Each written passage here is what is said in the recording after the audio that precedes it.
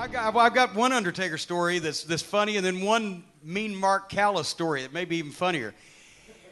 I like the Undertaker story that when Shawn Michaels and Steve Austin wrestled at WrestleMania 98 and Mike Tyson was the referee, right? Nobody knew whether Michaels was going to do business the right way because he was in one of his fucking snits and he had come to town late to Boston and he had bodyguards with him and he was talking about unsafe work conditions and is he going to do the finish or whatever. And when they went to the ring, Undertaker had already finished wrestling. And he came out, and he'd partially changed, and he came out, and he sat right down that chair at the gorilla position watching the monitor, and he had his fist taped up. And he sat there and watched that whole match. And finally, when Tyson, boom, and Michaels went down, and Austin did the thing, and pinned him 1, 2, 3, he stood up and unwrapped his hands and walked back to the locker room. Because if you were coming from the ring, unless you went out the front door onto 42nd Street in New York in your underwear, you had to come right by that table, and if Michaels had not done business the right way, he would have not got past that fucking table. Now, everybody said, why did he tape his fist? Is because, is Shawn Michaels' face worth breaking your fucking knuckles on? No, I think not. But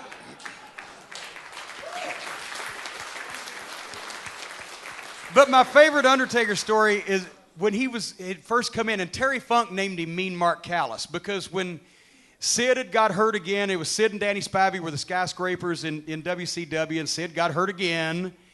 And we needed another skyscraper. Well, once again, Dutch Mantell had known, he started in Texas, Mark did, and he had worked down there. He was huge, and he had plugged him to me, and I said, this guy's, got a lot of potential. So he's tall enough. We got a skyscraper. What are we going to call him? Mark Calloway sounds. And Terry Funk said, how about Mean Mark Callis, like he's callous and evil? Okay, that's good enough for rock and roll. So we bring him in one of the first TVs he's going to. He needs a ride from Atlanta over to Alabama. We're doing the TBS TV, so he hops in the car with me and Bob Eaton and Stan Lane. And we stopped at this little convenience store on the way to like Anniston, Alabama, or whatever podunk town we were doing the TV in. And I'm very bug phobic. I don't like bugs, right? Stan Lane knows this. So while we get out at the convenience store, and it's hot weather down in Alabama, and it's humid, they got huge fucking bugs. I mean, just bugs that you will carry your fucking bag off if you set it down. And so Stan, unbeknownst to me, he gets one of these big bugs about that big laying on the ground dead, and he puts it, because I'm sitting in the back seat. Mark's in the front passenger seat. Stan's driving, and Bobby's over here next to me. He puts the bug right on the back seat in the car. So when I get in with my soft drink and my fucking Twinkie or whatever I've got, and I sit down, I'm not looking. And Mark gets in the front, and Bobby gets in the side, and Stan gets in, and then Stan looks behind right next to me and does this face, goes. And of course I go, oh, Jesus Christ. And I jump out and throw the door open to get away from this fucking giant alien bug. And when I throw the door open so fucking hard as I'm getting out, it bounces back and hits me in the fucking head. Now, goddamn, now I'm mad at the fucking door. Now I'm fucking kicking the fucking door of the rental car, and I'm trying to yank the fucking door off. And Mark is looking around. He's already, Bobby's already been mumbling half the fucking trip, and Stan's playing with bugs, and I'm trying to drag the fucking door off the rental car, and he's thinking, what is the matter with these fucking psychopathic motherfuckers I've chosen to ride with? And he didn't say anything, because, he's the new kid and just happy to be there, but it had to register on him that maybe I'll get a car over here from now on instead of having to ride with these guys again. Anyway, it may have been funnier you had to be there. Maybe you're glad you weren't there. As a matter of fact, there are, and I see the books that are almost sold out, by the way. I believe I've heard that. They're almost sold out. The books, there's a chapter on ribs and road stories. It's called Lots of Ants and Other Ribs. The Midnight Express were fucking hilarious to ride with, because Bobby had his own, fucking style. I mean, he was the simple guy. He was the guy that would do the simple ribs. Like, you'd have a soft drink cup from McDonald's, and you'd have a straw in it, and it'd be full. You'd get out to take a piss at a gas station, he'd tie a knot in the bottom of the straw and feed it back through, so when you tried to take a drink, your head would cave in. Or he'd stop at the stores and get the fake vomit, right? Just add milk. Or, fucking dog turds, fake dog turds and shit. Stan would set up ribs. He would talk about things for a week to get your mind thinking about them. That's the lots of ants story that I won't fucking ruin. Dennis Condrey, there's one that ain't in the book, but I do have Dennis's permission to tell this. I told it on Steve Austin's podcast, but for the people who didn't hear it, Dennis Condrey was a tremendous worker. And by the way, has anybody seen the Mid-South Legends DVD that they just recently put out? A small smattering there. If you go back and look at that, there were so many great stars like Ted DiBiase and Junkyard Dog and all these top names. But Ted was young at the time, and JYD was a great personality, but never actually a great in-ring worker per se. Great performer, but not a great worker. But Dennis Condrey doesn't get the credit that he deserves. If you go back and watch that DVD and all those matches, you will not find anybody smoother, anybody better, anybody more in tune with their body language and the psychology and always being in the right place at the right time, even Bobby Eaton, than Dennis Condrey. He was a great fucking worker, but also he was and still is a funny motherfucker. He's one of those guys that he didn't talk openly to fans because he didn't come up from that generation. But if you get him off by himself with the boys, he is a hilarious motherfucker. He cracks me up every time.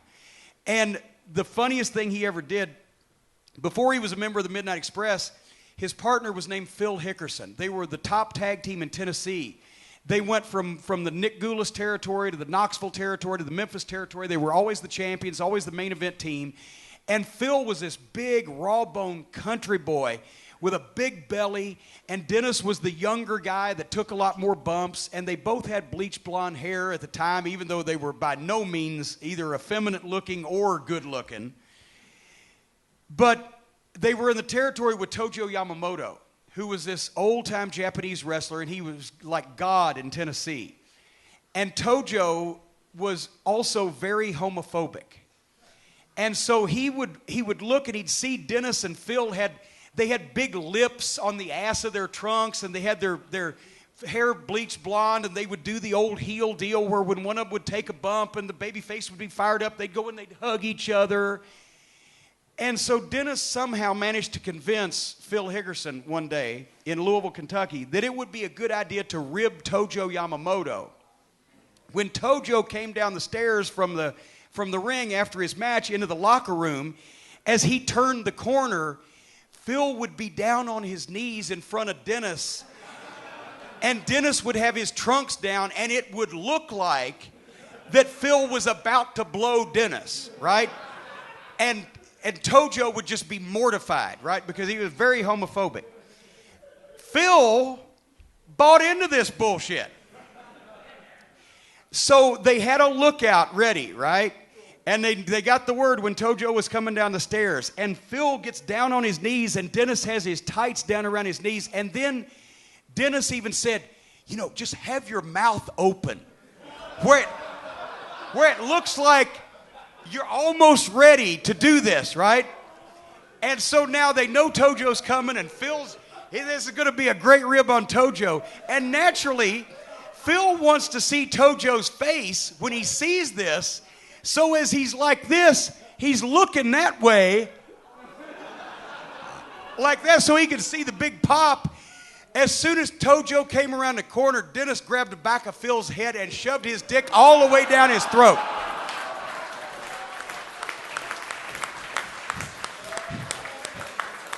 And Dennis said his tongue felt like sandpaper.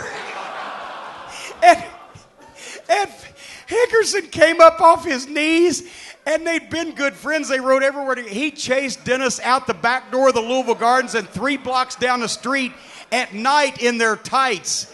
He didn't speak to him for a week. They had to have matches where they wouldn't speak to each other. So we call that the classic example of the double reverse rib, where the person that you think is you're ribbing, is actually an innocent bystander, while the person doing the ribbing gets ribbed in return. The double reverse rib. So remember that.